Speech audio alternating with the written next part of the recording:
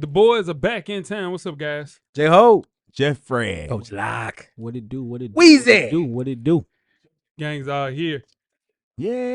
You got to. Now you got to. Where you at, Weezy? Give me your song of the week. Oh, man, Drake. Started from the bottom, baby. Man, we here. Yeah. Third time you use that one. I ain't gonna lie. It's Friday. It's a Friday for me. Friday song. Yep. Yeah. Friday. My song of the week is Westside Web Membership. Membership. Westside Web. Westside Web. I put it in the chat. Yeah. Put it in the chat. I want to know. Me too. Man, my song of the week is 2 Chainz, Mutual Bonds. We rapping on that. Yeah, he is. Yeah, he is. What you got, Jeff? My song of the week. You like this one, cameraman? Is Nah. It was gonna be Westside. I'll probably come back to that next week. But this week, the 20th anniversary of Gucci Mane, Trap House. So my song of the week is Gucci Mane, 2 things. Young Gucci Mane got a style so strange. Everything I say. Yeah, that ain't nothing. Ain't no money, it's the principal. What kind of student make more money than the principal? Yeah. They say he the real person that should go as the king of Atlanta because he's unscathed. He got out. Nah. He don't want to get locked up. Yeah, he got He locked got locked up multiple times. He got locked up. Yeah. Damn. Let's get to the show. Jesus Christ. Full Sport Press. Yeah. No layup line, no warm-ups, no nothing. We just walking right into the stadium, get into the game. Let's do it. When the beat on, then it's on. Wearing our right jerseys on the road, cause how we feel where we roam is our home. Leaving these other podcasts null and void. The show can't miss something like Tom Shepard and corduroys. Full Sport Press, you know them boys. Jay run the point, lock for 3, and me, I crash the boards. Weezy told you that it's paid for. Full Sport Press. Greetings and salutations. I would like to welcome everybody back and some of you for the first time to the Full Sport Press Podcast, the premier sports podcast of the consummate sports fan. And this is your one-stop shop for all sports-related news and topics. I'm J-Ho. It's your boy Big Jeff. It's your boy Weezy. It's your man, Coach Lock. Cameraman, how you doing, brother? You got to find something else. What? All right. Well, you say it at least once a month. All right, brother. He's lying. All right, brother. All right, y'all. Say fantastic. Hey. All right, y'all. Episode 578. Yeah, man. We're answering burning questions heading into the 2025 college football season. FSP style. Always FSP style. You better doggone know it. Better doggone believe it. Check it out. Weezy, talk to the people. Best of the week. Best way for me is, man, I learned something at work this week that I didn't know. That Jake the Snake Roberts is actually scared of snakes. I didn't know that. Yeah. That was why that blew me away. I knew originally at the beginning he didn't like it, but I figured he was cool at that point. Yeah, I heard somebody checked him into a hotel one day. He said, "You got the snake with you?" He said, "Yeah, man." He said, "Can you get it? Because I don't even like those things. I'm scared of them." He's actually scared of snakes. He had the snake with him. Over time, he had a snake. Yeah, it's just a gimme. Yeah. That's crazy. Wow. Shout out Yeah. to Damien. That's wild. That was the name of his snake. Yeah. Mm-hmm. Shit, that DMX. Hey, yo. What's the name? Blew me away. That's not a pause, man. We name snakes? Shout out to Damien. Yeah. No, we name snakes. We don't name. That was a reach. That was a flag. Thank you, dog. That was a reach. Flag, man. Coach was finna go where he talking about. I had to think about. Had to go in the booth. Yeah, Look at the review. Yeah. My best of the week is college football week 1. This might be the best week 1 in college football history. Most people are focusing on Texas and Ohio State, Clemson, and LSU, but I think Syracuse and Tennessee is going to be good, and the FSU Alabama game is going to be closer than people think.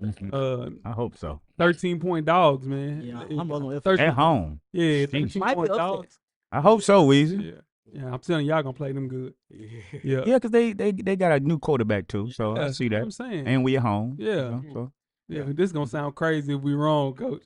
I tell you what, best of the week, Coach. My best of the week, man, speaking of Alabama, is Ryan Williams donated his entire $5 million in earnings from games and sponsorship to establish homeless support centers, working alongside fellow Alabama player and Mobile native Deontay Lawson for a total of $7.8 million initiative that addresses the growing homeless crisis in Mobile County. So he can't let that head ain't on doing no money. He ain't taking no money this year. Yes, whatever $5 million he had from sponsorships. That's the kid's got his Love head on him. straight, man. That let you- Yeah, that let you know how much NIL money he got. Yeah. That's just Great. the sponsorship. That is It's a sponsorship. sponsorship. Yeah. Yeah, that's great. It's tax money. Yeah. Talk to me, Jeff. Keep it in college football, man. Shout out to the X81 Blue Raiders, MTSU. Coach, they going with one uniform, one helmet all year to save over $200,000 to their sporting for their football budget. That way they can pay their players more money. So instead of having multiple uniforms and multiple helmets for the season, they're going with One home and one away. One home, one away, Mm-hmm. one helmet. Mm-hmm. They're saving over $200,000 to disperse that to the players. Come on, Mace. All right. Somebody got That's to smart. Hey, Yeah. yeah. He got But to you gotta compete. You got to find the money. You gotta find the somewhere. money somewhere. It ain't in the school. Yeah, We're gonna find out. We don't need all these extra uniforms, blackout night, Yeah. all gray. That's true. I mean, MTSU, dog. Home and away. Once The for white, the they had the whiteout first game of the season. Home and away, Home nigga. white out. They're going to have a white jersey and a blue jersey. Yeah, That's it. yeah. Yeah. You can do different variations, but you got blue pants, white pants, Yeah. home and away. There you go. You get back 3 combinations. Yep. Yeah. Where you at, Weezy? Worst of the week. Worst of the week, man, is One man. of the homies asked me, "What did you see outside?" Yeah, I really wanted to know it. Yeah, And I wasn't a homie. I got asked at I least wasn't a twice. homie, but I really wanted to know. It's D Black. Shout out to D Black. I know my dog listening. He really wanted to know what was outside. I seen a possum. Oh, okay. It scared the shit out of me, but Yeah. I hate you brought that back up. It just ruined it again. Brought that back up. But anyway, I'm gonna tell you, Coach. Like, I'm gonna tell you about it. My worst of the week this week is, yeah, scared the shit out of me.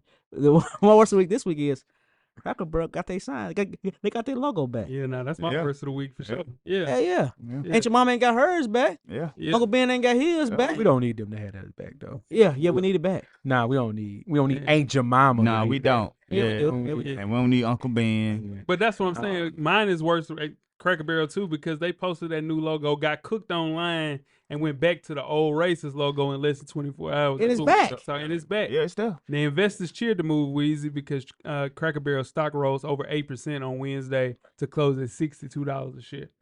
Mm. Dang. That's what they Yeah. did. Yeah, they knew drove what the was stock doing. up. Yeah, they knew what they was doing. They was strategic. That was just, Somebody was smart. Yeah, Yeah, that was a smart. pump. Yeah. Yeah. Talk to me, Coach. West of the week. My worst of the week, ESPN canceled its documentary series with Colin Kaepernick produced by Spike Lee 1 week after announcing the NFL is purchasing 10% of ESPN. How odd. What a coinky dink. Yeah. Yeah. NFL don't fool with him. Yeah. Yeah. We know. Yeah, people don't like Cap. Yeah, I don't know. And his wife came out and blasted Jay-Z. I said, damn. What? Yeah, he Yeah. married the next. Yeah. I hope he got enough on the NFL. I hope he got enough. We'll see. Close us out, Jim. My worst of the week is Rajah Jackson. Hey, Rajah, man, listen, brother. Wrestling is a work. It ain't real. That camera, that can you got hit with, brother. I hear you. That wasn't even a full can. You damn near killed that man. Yeah, Rampage Jackson's son. Yeah, that's crazy. You can't do that, brother. You're going to jail. Mhm. Like, there's no questions asked. Like, that is a case. Like, you're about to go to jail. I understand you had a concussion, and I understand things went wrong, and the guy hit you and you weren't prepared He for need it. a lawyer, Jeff. Man, you need to lawyer up right now and disappear, brother. Like, that is insane. Like, you can't do that. That He look go- bad. Ain't He nothing. need, That look bad. His own teeth. That look bad. Yeah. he need to go to Dubai right now. He Man, he need to needs get to away. go to where Russell Simmons at? Bali. Bali. He need to be in Bali right now with Russell. That is out of control, brother. Yeah, ain't nothing. Make sure, pardon me, you check us out on iTunes, Facebook, Instagram, Google Play, Spotify, YouTube, Amazon Music, and the FSP Zone. InstaSnap That's right. Yeah. to catch up on the full archive of past episodes of FSP. Just simply search Full Sport Press Podcast. J-Ho Yes, sir. and Weezy. What it do? You guys have a yellow box with Cheerios recipient for our listeners. We do this week's award recipient is none other than Shilo Sanders. That's right. That is correct. Shilo Sanders was let go a day after he was ejected from a final preseason game for throwing a punch. Sanders was battling for a roster spot after going undrafted out of the University of Colorado. He had been competing for the fourth and final safety spot with Kavion Merriweather and Rashad Wisdom to back up Antoine Winfield Jr. Bucks coach Todd Bowles said, and I quote, "You can't throw punches in this league. It's unexcusable. They're going to get you every time," end quote. You got to grow from that. Come on, Shilo. Yeah. You barely going to make the squad. You got to keep your head on that one. You got to keep your Barely. He head. might not even. I don't think he was making that squad. Anyway. P squad. They made it easy for him. They made it easy. Yeah. Yeah. He made it. I mean, that was film though. That was film. You got to keep Yeah. your head. And you got that was a cheap shot the dude took on him. He took a cheap shot on him for sure. Yeah. But it's part of it. And I mean, you play safety. You gonna plenty of chance. You gonna have plenty of chances in the game to knock his ass out. Mhm. You know what I'm saying? Yeah. But you can't just vaguely throw a punch, man. I think he was gonna make the team Mhm. because everybody knows he's playing against the third string at that point. The guys that's not gonna make the team, so he would have had some good film, which would have got him on the practice squad or on the last one on the roster, because it wasn't like he was going to be playing against the number ones out there. So I think he might have made the team or the practice squad, but he just put it in their hands on his own. Yeah. They didn't even have to do nothing. Made it easy. Yeah. Here's the thing. I did some research for practice squad gigs. They still play. They pay pretty well, guys. Rookies get $13,000 a week, which translates to $234,000 for 18 weeks. And veterans can make between $17,000 and $22,000 per week, which works out to be right around $315,000 to $396,000 to play P squad. For 4.5 months. Man, for 18 weeks. I'd take Get it. insurance. Yeah, NFL. You insured by the NFL. Probably. Yeah, I mean, yeah, but shit. Because the Yeah. contract ends after Yeah. 4.5 months. So, yeah. But he'd be all right. But that's good money. Yeah. That's good money. That's really good money, man. For So sure. Shilo will be all right. He'll land on his feet. But yeah, Jeff, take that on up to old Shilo. You guys ready to get started the first Let's half? do it. Let's get it. Full Sport Press.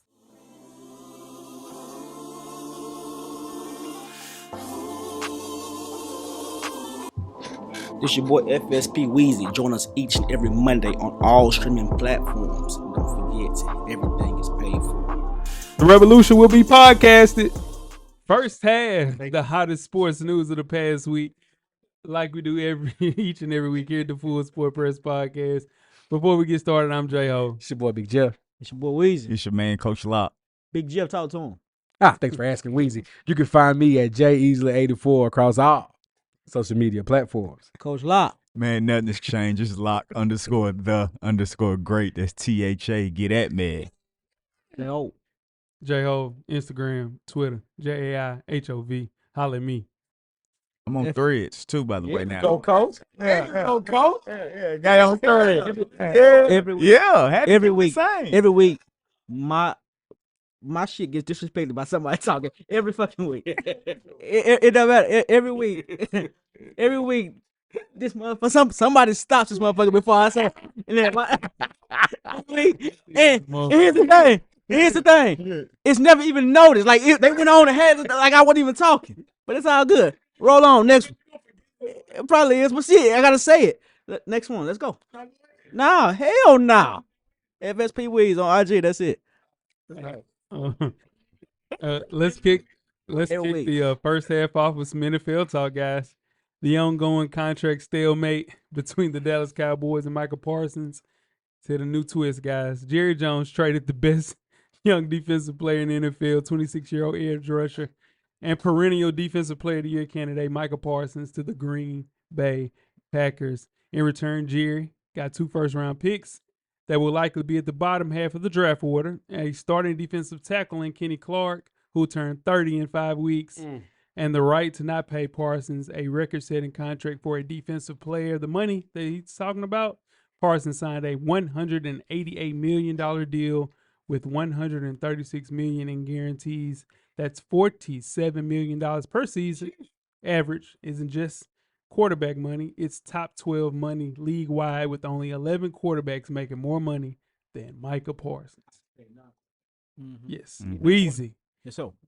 Did Jerry Jones do the best thing for the Dallas Cowboys? In his words, yeah, but I think Jerry got. I think Jerry got Michael. I said Michael. I got to know. Michael Parsons stood up to the bully. He stood up to the bully. Stood up to Jerry Jones. They went toe to toe, and Michael won his part of the trade. But because Jerry Jones, I don't understand what Jerry missed or why Jerry didn't want to pay. He said they had a a handshake deal. That don't work. Mm. I can't go and say, all right, let's do this deal, and not even bring my agent in the building. I'm just not going to do that. Yep. That'll be a bad business move for me. Like, and Micah Parsons, 12 sacks a year for the last 3 years. 4. 4 years. That's 56 total sacks. That's a quick man. Yeah, it's 56 total sacks. enough. I'm finna ask Coach all right too. No, No, I know it wasn't right, but I can say he Yeah, quick man. but I know it wasn't right. but he was 50-something sacks, and it's 50-something sacks. Yeah, it averaged at 12. But it he 12. it averaged 12 sacks a year. Yeah. And so, but you signed 12 sacks a year. Micah Parsons is a top 3 player in his position. On his side of the ball. Yeah. He's top 3 players side of the ball. And so, but you signed Dak to the highest. He's he ain't top. Some people say he ain't top 10. He top 10. He's top 10 quarterback. You signed. he's not top 5.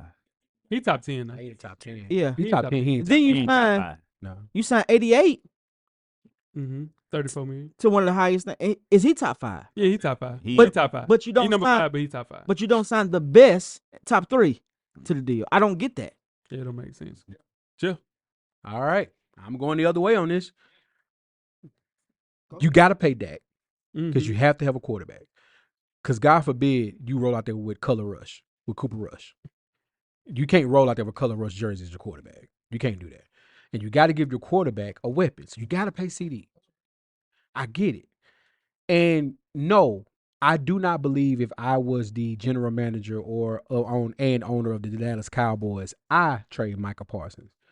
But if I'm Jerry Jones and I feel like I had a deal in place with you and I shook your hand and you go back and change that deal for whatever it feels, whatever happened, I understand that that your representation wasn't there, so it doesn't really mean anything. It doesn't mean a hill of beans, but the handshake does. But I understand why Jerry Jones did this, because for him, he is the Dallas Cowboys.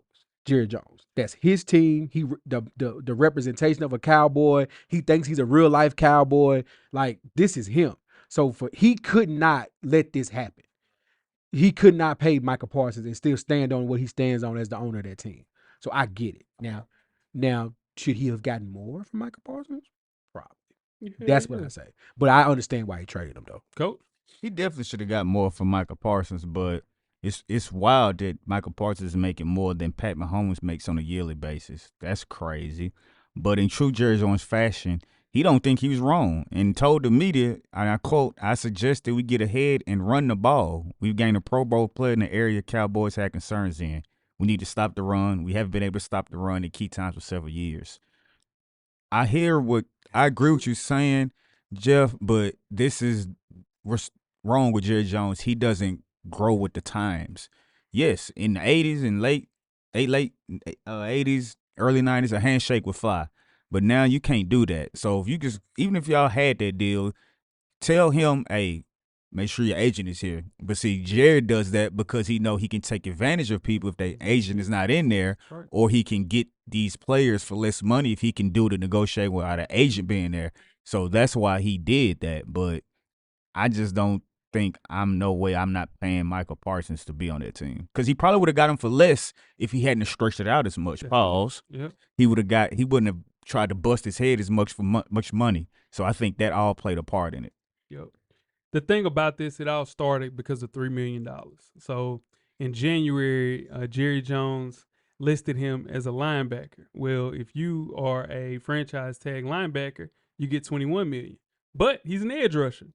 So he was supposed to get $24 million. Trying to save $3 million on Micah Parsons was the straw that broke the camel's back. Then right after that, like we mentioned 5 times, you can't negotiate a deal without somebody's agent, because Jerry was trying to sign a 5-year, $202 million contract, and what he signed was a 4-year, $188 million contract. If you look at the way that contracts are set up, on the 5th year, he would have been in a situation where he was been a little too old. On 4 years, you can still negotiate and get one more big contract, and that's why you get David Mulugeta as your representation as far as an agent. Now, this is Reggie White all over again for the Green Bay Packers. In 1993, you got Reggie White. You bring him in at a high level, and you compete for a championship. That draft pick doesn't really matter. Just like Les Snead said, fuck them picks if you have a chance to actually win a Super Bowl. And Jerry Jones is so stupid as an owner that you traded away your best place as far as an asset to, and he said in the documentary, I would pay anything for a championship. And he just did not pay anything for a championship contender. They're not a contender, guys. No. With Micah Parsons or without, but they're a better chance of winning with Micah Parsons. Define contender for me. They can't win the division. Well, nobody's beating Philly nowhere. I think Washington has a chance to beat them. They have a chance. Dallas is better than Washington. No, man. Jerry Jones thinks he's this master negotiator, which he probably was, like Weezy mentioned, in 1988. Things have changed, dog. You had zero leverage to pay Zeke. You waited to the last minute. Guess what? You had to pay him $90 million. You waited the last minute to pay Dak. You had to pay him $60 million. You waited in the last chance for CD. You had to pay him $34 million. If you're ahead on any of those and go ahead and get it out of the way, you would have saved so much money that this Micah Parsons deal wouldn't even hurt you as much. And here's the thing. The way that he does free agents, the way he waits, it's never failed him. This one failed him.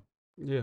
I don't think it failed him, though. No, this is a fail, just No. He signed Dak last year 2 days before the season started and gave Dak that money. When I say failed him, I'm talking about his bottom line. Like, on the football field, that team, to be fair, this is just me, that team, this doesn't impact their win-loss shares by anything. That's bullshit. It does not. It does not. It does not. How many guys? No. Let me land. You talking about the bottom line that they didn't fail them? Well, shit, I got. How many games they gonna win? Huh? How many games Dallas gonna win? 8. Micah Parsons Without. 7. How many were they gonna win with him? 10. Ain't no way. They're gonna win that same. I guarantee you, they win the same amount of games that they were gonna win without Micah Parsons. Him doing this is not my quarterback, bro. This is not. Go ahead. Him doing the nasty holdout. If he could have got Dak for 42. He franchise tagged him twice. He could have got CD for 22. He franchise tagged him trying to negotiate and get, bro, that money right there, that $13 million, that $10 million is the money that you need to go and get a contender. He's an old man that's still negotiating in 1993, and he's the reason that the Cowboys won't ever compete for anything. Jim, my bad. When the game's close, it's 3 players in the NFL on the defense side of the ball that can win you games. Mm-hmm. That's TJ Watt. He can make a strip sack fumble that can win you the game. Micah Parsons and Myles Garrett. Mm-hmm. Push back. 3rd and 1. They got Derrick Henry. I got Michael Parsons. Who wins? Exactly. He can't stop the run. They not playing Derrick Henry, but what I'm saying is, you talking about if a game is on the line, who gonna make the play? Michael Parsons can't stop the run. That's the reason why Dallas Cowboys. You said 3rd and 1. What if it's 3rd and 6 and Michael Parsons coming around the edge? Micah Parsons is somebody that will affect every snap that he's in. What I'm saying is my team better with having him on it? Of course. I wish he would have went to Buffalo. Right? But if I'm Dallas, am I looking like it's doom and gloom right now this season? Absolutely not. It's doom and gloom. Absolutely. It's doom and gloom. Well, only reason you 70-10 with him last year. You're disappointed, but only reason with no quarterback. That's what I'm saying. That's what I'm saying. So if you get Dak and Michael, you probably 11 and you're going with 11, huh? Yeah. But you winning. Kansas City did the same thing, and what happened? It's not doom and gloom. They went broke, but what happened? Started, but on the Super Bowl. Going to the season, you feel a little bad. You ain't got Micah back there. Stupid, Joseph. All I'm saying is you want Michael Parsons on your team. I want to make sure I get this point out because I know people are going to hear what I'm saying because we got interrupted. You want Michael Parsons on your team, but at the end of the day, this is not as bad of a move as people say. That's all I'm saying. We're gonna see. We'll see. How many sacks you gonna have for Green Bay? No. Should have. He better have 12. He that cold. All right. Let's move on to boxing, Coach Locke. Mm-hmm. All right, Atlanta, Georgia, be ready. On November 14th, the spectacle to end all spectacles will be at the State Farm Arena. Undefeated, well, previously undefeated, now with a draw. Gervonta Tank Davis, all 138, 42, whatever pounds of him, will now fight in an exhibition match. Heavyweight contender, or light heavyweight contender, depending on which fight he wants to fight, Jake Paul. in a non-sanctioned exhibition in front of 19,000 people in Atlanta on Netflix, November 14th. Weezy, is this a big deal, little deal, or no deal? Well, this is a big deal. It's gonna be a big payday for both of these guys. But here's my thing: are they gonna set it up? Are they gonna let Gervonta Davis knock his ass out if he get a shot? No. See, that's what I don't like. Because Tyson should have knocked his ass out. That was a real fight. This ain't even a real fight. So they're gonna wear This is- heavy gloves. And all It's that Tyson versus Roy Jones. This is an exhibition. shit. 3 Big, rounds. big gloves, 2 minute rounds. Oh yeah. So yeah, it's WWE. Yeah, go ahead, coach. This match against Davis caught everybody off guard, especially there were early rumors of a potential fight between Paul and Anthony Joshua, which did never happen. But Davis put his rematch with Roach on the back burner to finalize his deal, which he did it because he know he's going to get more money with this fight, and then he can always go and fight Roach again because, everybody wants to see the rematch of that because that's the fight that Jeff is referencing that was a draw, which surprised a lot of people, including me. But you can't knock Gervonta for taking this because it's rumored he's going to make $100 million at least for this fight, or exhibition, shall I say. And it's going to be a clause in there, like Jeff said, well, if he knocks him out, he probably won't get all that money because that's just what Paul does. He sets up his fights in exhibitions so he won't have to look bad or take any losses. I would like to see them fight for real. I know even though it won't happen because he's 30 pounds heavier than Gervonta Davis, we've seen bigger people get beat up in the street by smaller guys, and that's just what Gervonta Davis would do to him if this was a real boxing match. So it's no big deal. It's just a big money fight. I'll watch it just cause, but it's no big deal.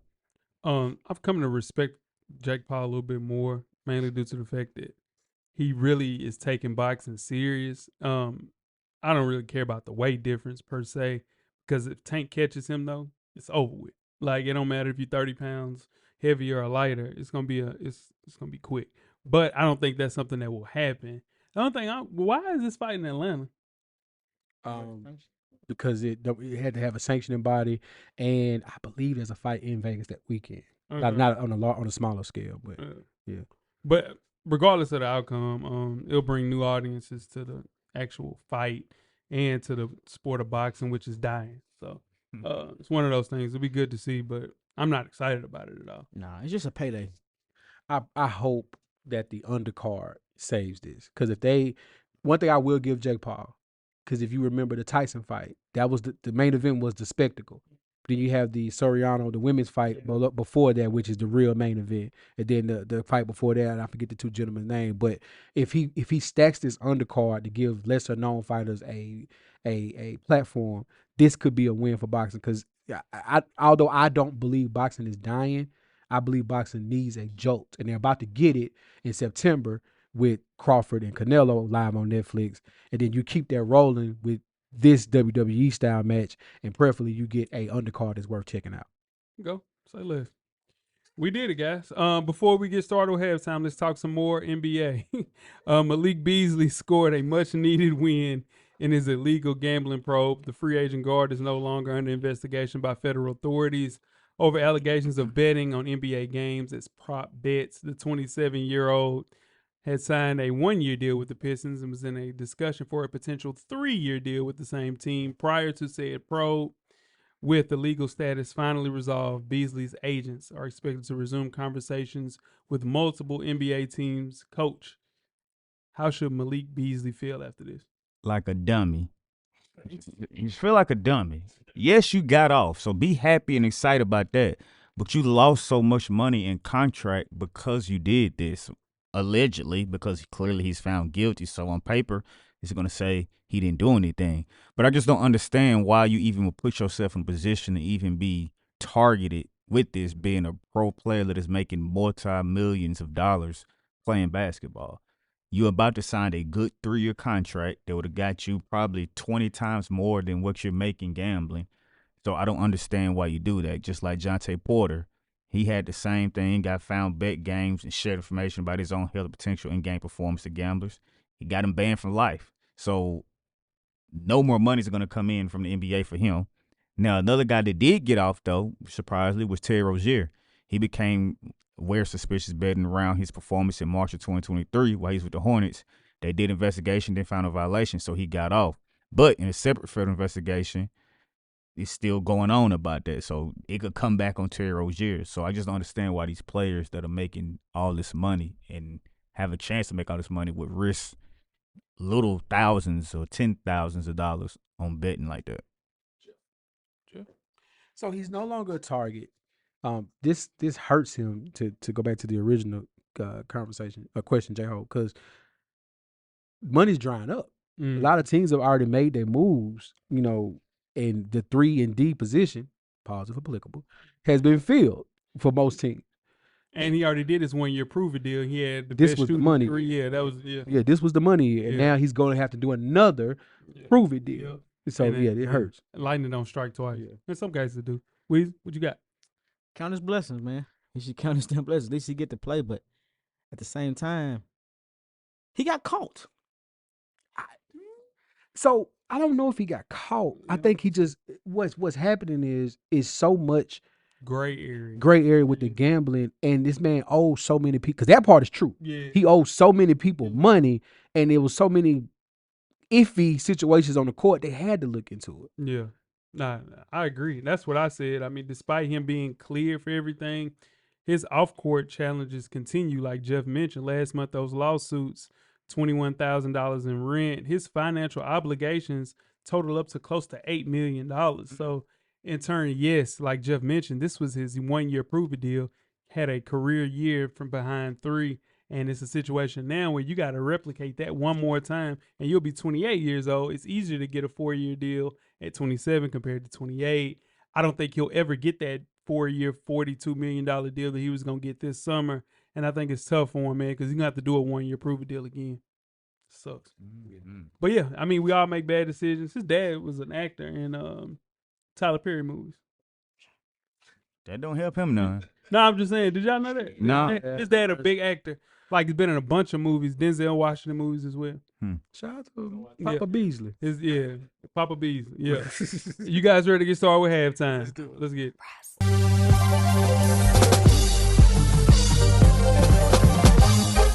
J-Ho. Check us out each and every Monday. The Revolution will be podcasted. Revolution will be podcasted. Halftime, we are back with In Case You Missed It. Caitlin Clark is here. The Indiana Fever guard is offering fans a first look at her signature collection with Nike. Nike unveiled the 2-time All-Star signature logo in anticipation of her upcoming signature collection and shoe that releases in 2026. Clark's signature shoe and collection won't drop until next year, but fans will be able to get their hands on the collection on October the 1st, which will feature a t-shirt, hoodie, shorts, and pants for all ages. A navy yellow logo will drop on September the 1st as well. Coach, do you like her logo? It's okay. It doesn't seem like they put a lot of thought in this for her to be as big as of a star she is and as big as a moneymaker. And maybe that's in their mind. They thinking they didn't have to do too much because they know it's going to sell itself. That's right. But she's joining Sabrina Ionescu, Asia Wilson, Angel Reese, and Breonna Stewart as the only WNBA players to have their own signature shoe. My question is, once everybody answers has their response, will the shoe favor the Kobe silhouette like Sabrina Ionescu kind of does a little bit? That's my question. Yes. To answer your question, Okay. yes. What you got, Joe? Of course it will, because it's Nike, and that's what they do. They That's not just true, bro. put the same damn basketball Asia shoe shoe out. don't look That's nothing. and that's why hers is the smallest one to me. Joshua look like Age- the Kyrie. Asia and Ja. Well, of course you count Giannis, right? KD? Well, KD on his own though. KD got his own. I'm talking about like new basketball shoes they've been putting out. Like new silhouettes have all Devin been. Booker, bro. Man, who wearing those? Everybody. A lot of people, they wearing them. People wear the hell out of them. It's the 3rd most worn shoe by Nike. You know what's number 1? Sabrina Ionescu. 'Cause it's a Kobe. Kobe. Yeah, I know. Kobe. And Sabrina Ionescu's below Booker. People wear the Booker more than they wear because they wear Sabrina's. Kobe's. Are you going to answer the question? So, No, you do. well, I answered the Kobe Yeah, question. yeah. Now the Christian Clark, my gosh, the Caitlin Clark question. I mean, it was a shoe-in layup because Nike is, they do the initials, like they put the Ja in the back was Nike check this year. You know what I mean? They do the initials for their athletes. I think this rollout is going to do astronomical numbers though. She's going to break records when this drops. we thought Asia Wilson smoked that first release. Man, he's about to go crazy. Next year, we got to worry. I'm talking about just the hoodie and the T-shirt. The hoodie and T-shirt gonna sell It's out. gonna sell out within seconds. White power. What you got? Oh well, that. I mean, the logo. I mean, but now it's gonna sell. It's Caitlin Clark. But my thing is, does she have any input on the logo? Yeah. Can she go and say, you know what? I don't really like this. Let's do it again. She probably did. So she signed off on this one. Yeah. Well, she got to roll with it. Yeah. She got big shoes to fill, guys. Like Coach mentioned, both of Sabrina's releases have been worn in the NBA. Asia's will be worn this year, I think. It really just depends on how good the shoe looks. I don't think it's a situation where they will be surpassed or anything that Asia does. I think Asia has the best women's release this year. And if you look at, I don't know nobody that's signed the Reebok. Who signed the Reebok? My guy. No. There's nobody. NBA player. There's nobody. That My guy. Matas from the Bulls. Yeah, he's a Reebok guy. But yeah, so that's why I'm trying to think of people wearing other people's shoes. But as far as the women's shoes, I'm telling you, guys are gonna play in the Asians because it's a good shoe. I think so. Just like guys playing Sabrina's. Yeah, guys playing Sabrina's for sure. Yeah, and nobody playing the Stewies. Yeah, I don't even know what Those they are look Pumas, like. right? Yeah, Pumas. Yeah, Oh, like that's correct. a quarter junior Yeah, playing. that's true. Yeah, for sure. But yeah, shout out to Double C's, man. They're solid though. I think it'll be a situation. Would you wear any of the Caitlin Clark gear? Yeah. Yeah. I mean, if I'm wearing, Now I wear the Asian stuff for sure. yeah, I'm with him. I'm good. I'm waiting on the Jew. They stopped at I'm the waiting on the Jew. They stopped at the XL on the Asians. Jew. I couldn't Here's get the the thing. Asian stuff. We tripping what we waiting on. That's what I'm trying to tell you. I'm getting yeah, them we Asian. got Magic and Bird that's in the WNBA. I'm getting them Angel Reese's. Baby, Jordan is coming. You hear me? They- Jordan is coming. I'm getting my Okay. of Reese's though. No. She ain't gonna play it all this year. No. I think she might. I don't think she gonna play. She's not gonna be ready until next year though. I know she been working out, but I don't know. I don't She know gonna be ready till tournament time almost, right? Close. Yeah, December. Yeah. Yeah. Anybody getting them Angel Reese's? Now, No. you guys ready to get started the second half? Yeah, Let's I'll do go it. by myself. Let's Yeah, do it. I'll Let's do it. Yeah. Full Sport Press.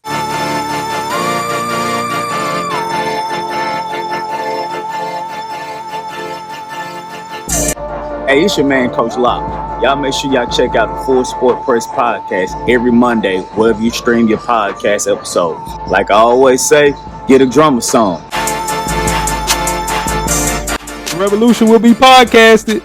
Second half, we are here with the 10 biggest questions entering the 2025 college football season. I am J-Ho. It's your boy Big Jeff. It's your boy Weezy. It's your man, Coach Locke. Cameraman, it's been a long off season filled with numerous off the field storylines.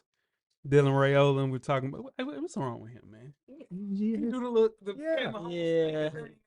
Yeah. Pat is letting him do it though. Pat co-signing. Pat co-signing. That's why. Yeah. I mean, if Pat wasn't co-signing that, he wouldn't do He it. can't tell him don't act like that. Yeah, the hell he can't. Yeah, No, you can't. No, you can't. you can still say it's weird. The reason he's doing it is because Pat still trains with him and does all that. If Pat was doing like man, nah, I don't. Yeah, but he just being nice. Pat just being a nice dude. Yeah, Coach, you can't. Pat Yeah, can't tell yeah. Nah, he could've Nah, Pat Pat got the box fade. When you get the box fade, you can- on the way. Yeah. Nah. That's no. On the way. That's like doing. anybody else to do that. That's like somebody doing it. Here we go, like that. Yeah, I really believe that he studies the Patrick Mahomes. Weird, bro. That threw me out. Anyway, college football has officially returned just as the temperatures outside have started to cool down. We are here to answer the unanswered questions, the biggest ones entering the year. We're going to pause that as we start the college football season. Number one, will Arch Manning live up to the hype as QB1 for the University of Texas? Weezy. The hype is can he go be a Heisman Trophy winner? That's the hype. My thing is with Arch is we got to see it in big games. We got to see it in big games. We didn't see it against Georgia last year. We didn't see it against Ohio State. We got to see it in big games. Okay. We'll see. We'll see. As recording, you gotta keep saying it. Jeff? Boy, just don't talk about it. Yeah. Talk around it. Yep. So my thing with Arch is the name got so much cachet. I don't know it would take a Cam Newton-esque type season for him to live up to all of that. That's right. So even a playoff performance, like a playoff entry for Texas, anything short of Heisman and national championship, people would say he was not on as advertised. So I don't think he can. So, I don't think he will. Yeah. They already putting a Heisman win on him. He only played in a few games last year, and that's just because Quinn Ewers got injured. Like Jeff mentioned, he has the Manning name behind it, and they just pushing it. I will give his grandfather credit for coming out and saying, let the kid be a kid. I just don't like that when, and I'm going to put a name on it, when Dion and Shador was going through all this, why he always talking about his kid? Why it wasn't the same narrative, but that's another point. But I don't think he will live up to the hype just because they've put too much on the kid too early, too soon. Will he be good? I think so. But living up to the hype, I don't think so. there's no way that he can live up to the hype. But this is a kid that couldn't beat out Quinn Ewers. They weren't that good in a really bad. They played in basically 1A, 2A football in Louisiana and Newman. His brother was the center, and he was 190 pounds. We'll talk about that another day. But that's what I'm saying. That's a lot of pressure to live up to, and I don't think he's ready to live up to that. I think Arch stays 2 years. I don't think he comes out this year because I just don't think he had literally enough snaps. The problems that we see with Daniel Jones, the problems we see with Anthony Richardson, all of these guys, Trey Lance, they didn't get a chance to mature in college. I think the Manning name will let him stay around longer. But if he has a really good year, he won't have a choice but to leave. If they win a national championship, he got to go. If New Orleans gets number one I pick. guarantee say unless it's a team they don't want him to go Yeah, to. That's granddad's Saints. Yeah, You got to go there. The only thing that's going to be good for him is he's got Steve Sarkisian in his back pocket. Steve Sarkisian he's wonderful. He's great with quarterbacks. He made your boy last year look good. I said it's going to be a top 10 pick. But like he does good with quarterbacks. Yeah. Well, it don't matter if the team goes. Eli got took off at 10 wins to the team goes. But they can do it. Arch too. That's Not what we're till 25. That shit ain't gonna happen until 26. Next up, question number 2 is, will Kalen DeBoer make a jump at Alabama in year 2, Jeff? They have Georgia on the road, week 4. Well, week 4 because week 0 don't count. No, start it. They have Florida State week 1, guys. Come on, man. No. Talk it into existence, guys. The matchup is Georgia week 4. Okay. They downplaying it. They already expected a lot. They downplaying it. Well, Go ahead, Jeff. Yeah, they scared. if he lost 4 games last year, still had a chance to make the playoffs with three losses and losing to Vanderbilt and shit the bed against Oklahoma. Yeah. If he loses 3 games this year, pack him up. Nah, they won't find him. Nah. Pack in Alabama. 3, bro, you can still be in the college football playoff. Yes. If they don't make the playoffs, yes. You had Saban's team and lost 4. And you kept guys and brought in more. You kept Saban's guys and brought in more guys. If you do not make these playoffs this year, what am I paying you for? The Manning said the only reason that Arch didn't go to Alabama is because they didn't know how long Nick Saban was going to coach. That's enough for me to fire you right there. Coach? I think you will. And this is why. The team is too talented for not to make a jump. Like Jeff mentioned, they finished 9-4 and 5-3 in the SEC. They have a favorable schedule. Most of their tough SEC games at home. They got UT at home, LSU at home, throw Oklahoma in there. And if you want to say Vandy, because they lost to Vandy this past year since they lost to them, those are all home games. So we know it's always easier to win those games at home. Not saying it's easy, but you rather play those guys at home than go on the road.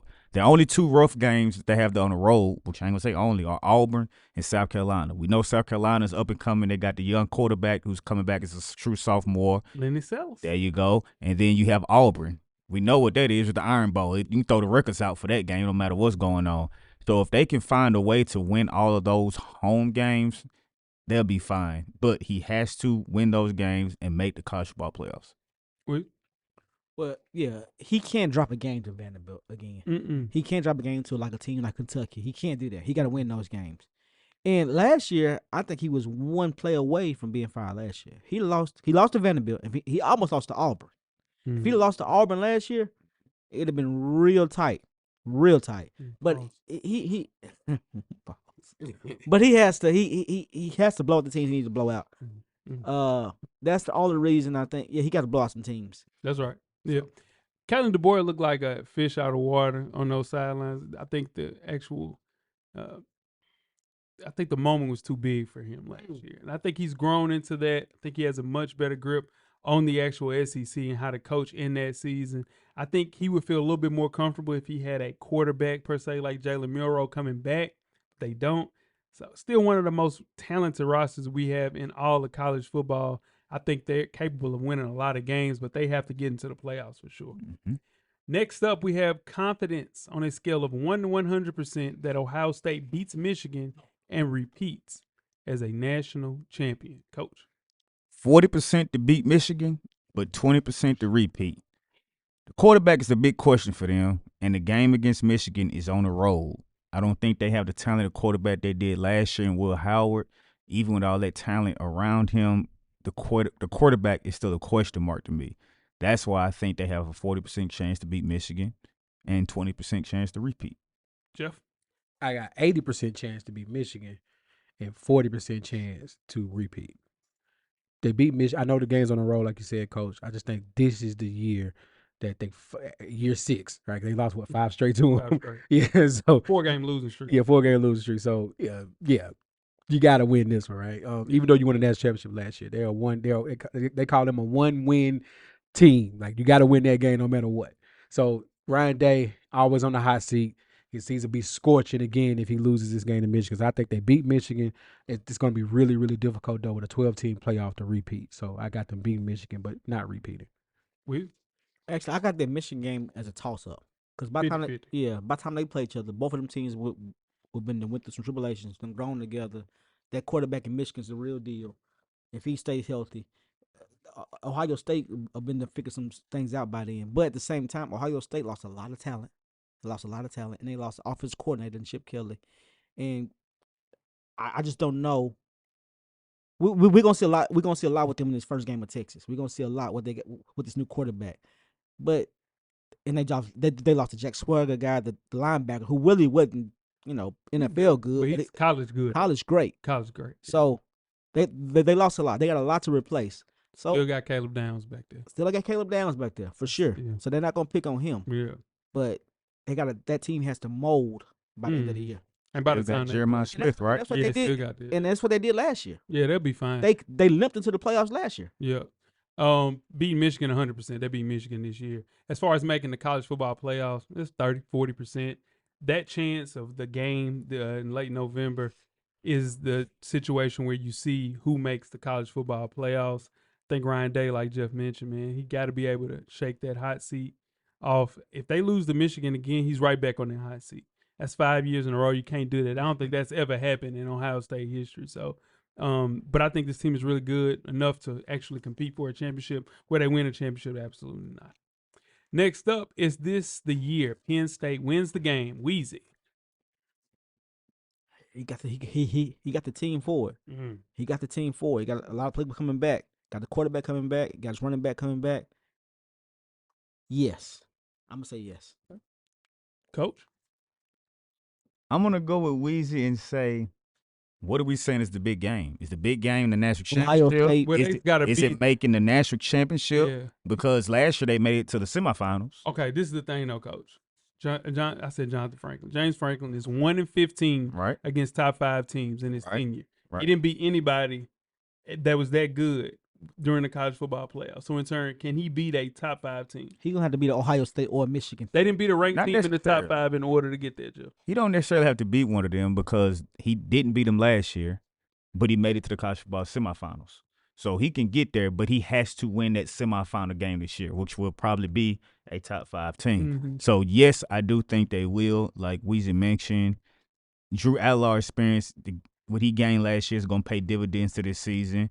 And after more research, I want to change my college football preview prediction that Penn State will win the Big Ten and make the college football Final Four. Okay. Switch. Yeah. I ain't put on the board. You ain't got shit. It says 0.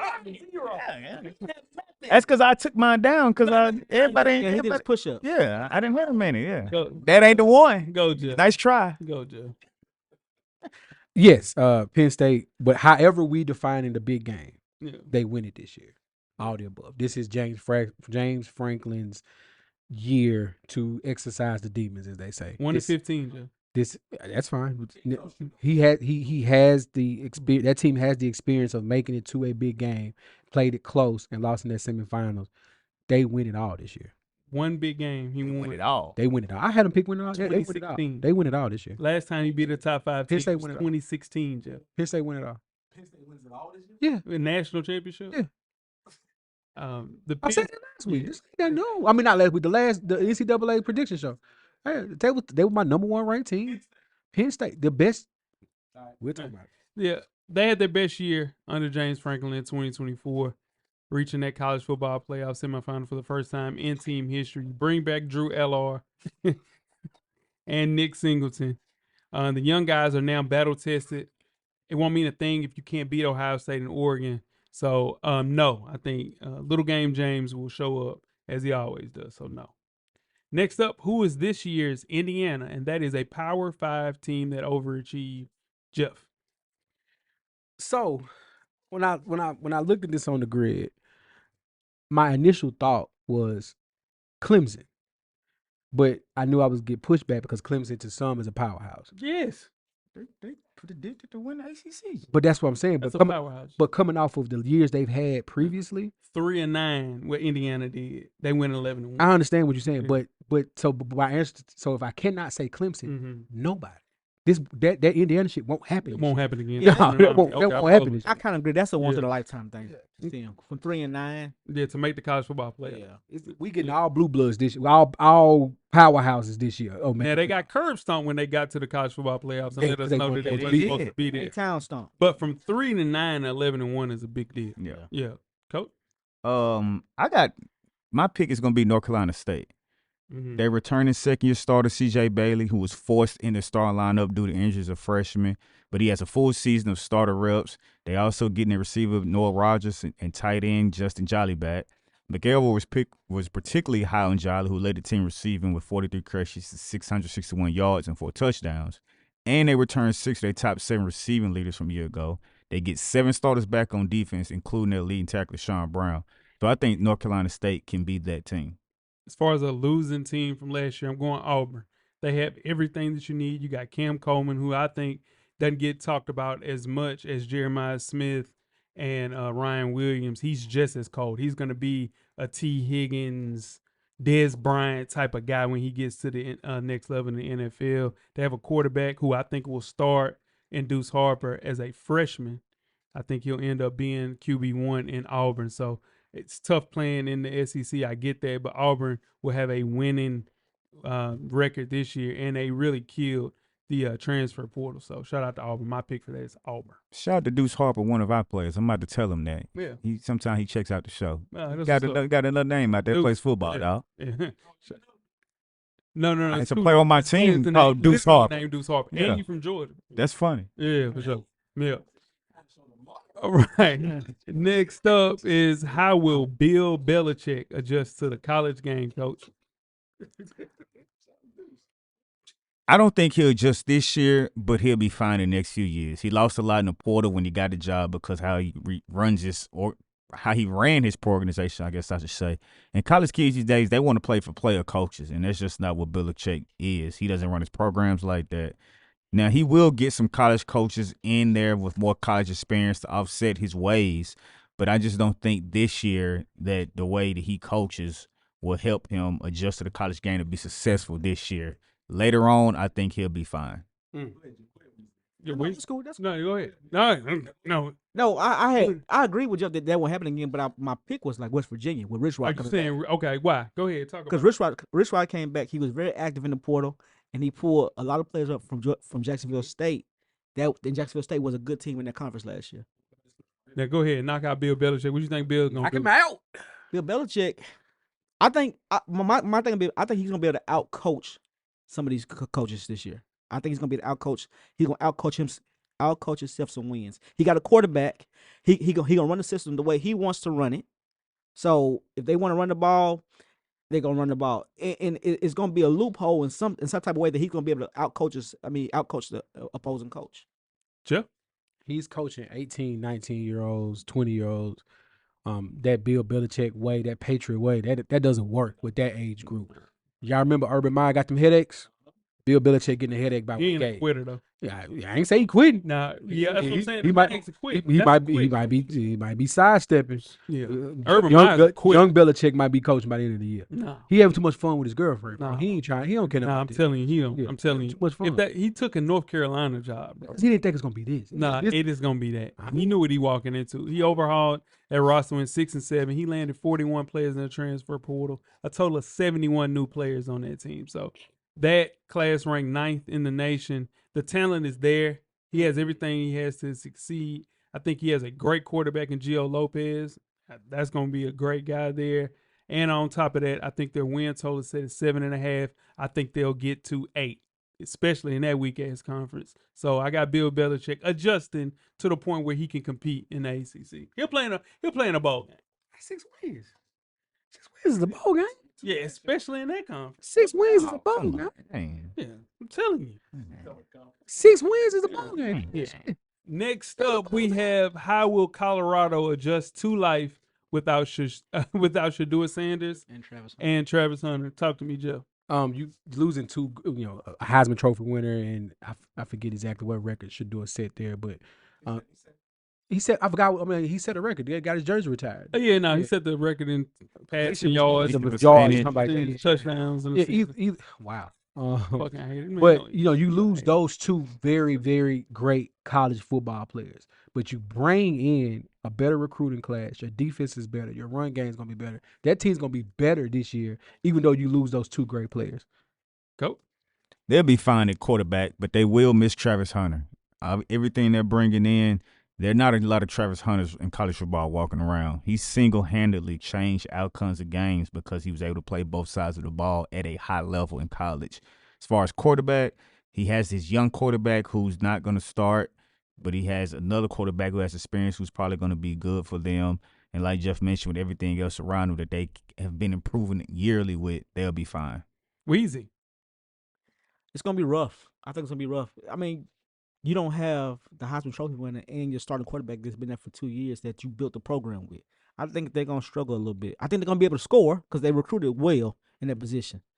But missing Travis Hunter is a big deal. Yeah, you keep the same quarterback room though. So in turn, you still have your same coach, offensive coordinator, new running back coach, and Marshall Faulk. But they went 9-4 after a 1-win season. I think that's another year, maybe 9, maybe 10 wins because Kaidon Salter was really good at Liberty. Yeah. And on top of that, I think they have another really good wide receiver one, and Omarion Miller, who I think is a great player, like NFL first round talent at the wide receiver position. He is cold. So, of course, like you guys mentioned, losing Travis Hunter, who affects both sides of the ball, that's something you can't replace. But I think that they have enough in the running back room and on defense to win 9 games this year. So, yeah. More importantly, their offensive line is better and their defensive line is better. Defense line is better. Absolutely. That's the two most important positions other than quarterback.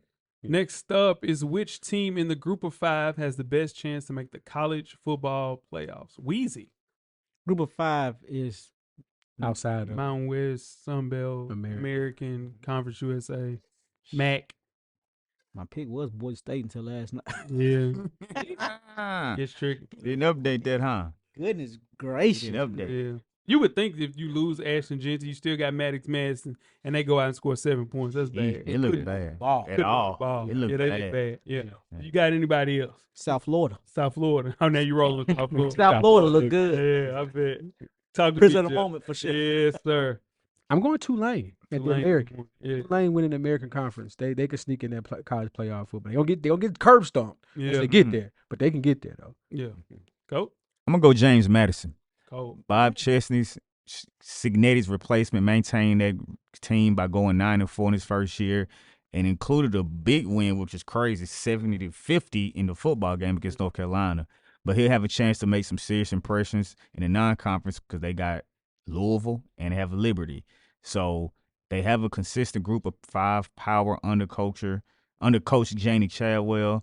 And if they can mess around and find a way to beat Louisville and beat Liberty, those will be big wins when the selection committee is making its final cuts. So just as long as they handle business in the conference, I can see James Madison being their team. that a bubble? That's a bubble.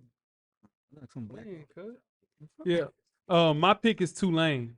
I think you got a contender there because you landed BYU transfer quarterback Jake Retzlaff. And on top of that, you still have another backup quarterback in Brendan Sullivan, who's the starter at Northwestern last year. So in Group of 5, you got to have a quarterback. Now, I would say that, but I watched Maddox Madison last night, and I thought he was going to be a killer because I was thinking he was the best quarterback in the Group of 5, and it didn't look good. So he might have got benched. Yeah, it's one game. Yeah, but any team that count on a couple of quarterbacks to get you past a couple of these games, I'm going with Tulane like Jeff. With that one loss this early, can Boise State still make it? That'd be fine. Yeah. It wasn't even a conference game. Yeah, that'd be fine. Nah, you. But I'm saying with that loss, yeah, you can make the playoffs. Okay. Not outside of the core 4. Right. Not FBS. You're not making it. You're not making one loss as a. So it's over for Boise State. Yeah. One loss? No. Outside of the core 4, big dog. Oh, yeah, I know you're not. Next up, we have how good will Bryce Underwood be, Coach?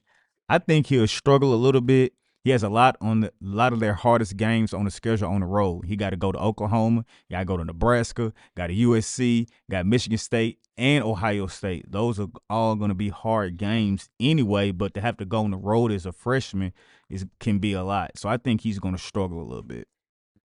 Jeff. He's about to get baptized in the phone. Especially in the Big Ten. Jesus. Yeah. Yeah, shout out to Jermaine Dupri. That's right. But even with that baptism, he's gonna kill this year.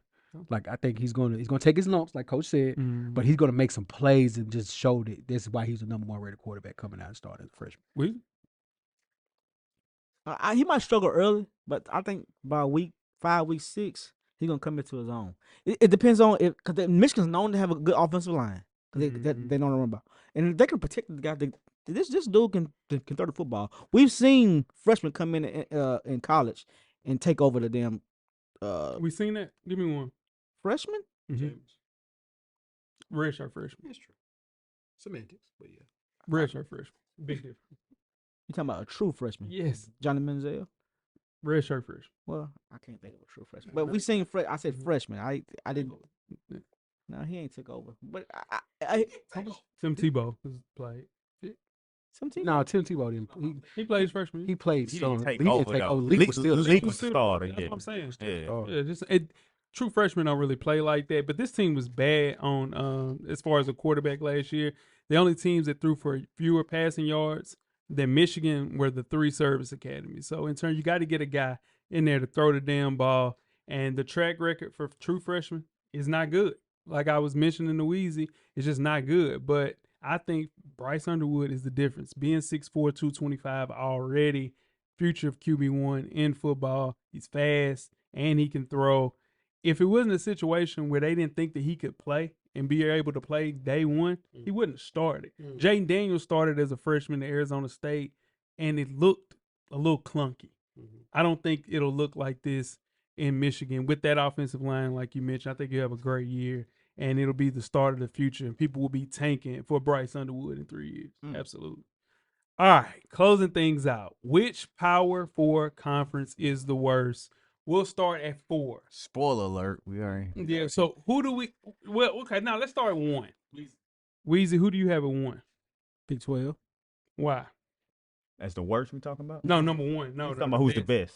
Oh, SEC is the best conference. Yeah, speak on it. Why? SEC is the best conference. They're loaded. You got your Floridas that's gonna be good this year. You got your Alabamas. You got your LSU's. That conference is always good. Yeah. Jeff, you can go ahead. Big 10. Big 10 is number 1. Okay. Big 10 is number 1. They got Ohio State. They got Penn State. They got Michigan. No. They have Ohio State. They have Penn State, and they got Oregon. I'm getting. No, but you said Michigan before Oregon. I wasn't naming them in order. I'm just talking about who they have. All that BS they just said, they got Florida, they got Alabama. Now we got Ohio State, you got Penn State, and you got Oregon. All those are contenders for the national championship. I think Texas. Who you got at 1, Coach? I got SEC at 1. Come on, man. Put any of the top teams in the SEC on the field against any of the preseason top 10 teams in the SEC, top 25. That's 63% of the conferences, dog. Texas, Georgia, Alabama, LSU are are shoe-ins for the college football playoffs. South Carolina might And then get you in there. got South Carolina, then you got Florida, then you got Tennessee, you got Texas A&M, and possibly Oklahoma being good. Uh, Like, come on, man. That's number one. Who do we have at 2, Weezy? Big Ten. Big Ten. Yeah. For everything Jeff just said. mhm. Yeah. Reigning national championship 2 years in a row. But they're top-heavy like a Hooters waitress. But that's it. Yeah, but Jeff. The bottom of the Big Ten is ass. Y'all let them Vanderbilts, Kentucky, South Carolina, all them schools get gas y'all. Them schools sorry. No, they They not. sorry, South man. Carolina ain't sorry. Sorry. Stop, bro. South Carolina ain't sorry. Games, bro. All right. Bro, Rutgers? Northwestern? Wake Forest. Wake Forest. and ACC. Come on, man. Maryland. Big Ten. They're That's top Big heavy. Ten. They're top heavy. Yeah. That's it. Indiana is a hopeful. That helped y'all. Illinois was 10-3 last year. Y'all. Yeah, no, I'm talking about that. No, I'm just saying. Okay. I don't like conferences. All Like right, a moving team. on. Moving Like a on. team. Y'all SEC dudes Okay, like conferences. let's get to the third. Weezy, who do you have at 3? ACC. ACC. Okay, that's your pick. Coach? ACC. Hold on. They have 3 in the top 25. The Big 12 has 4, but we have the only legitimate. I ain't gonna say we because I'm not an ACC fan. The ACC has the only legitimate team out of those 7 that can contend for a national championship. Out of those, 3 teams coming off a 10+ win season. ACC in the top 25, with Syracuse being our 4th. They not ranked, but they received high votes. The Big 12 doesn't have one team that'll contend for a national championship, nor make the Final Four. Come on, coach. But shit. I didn't say 5.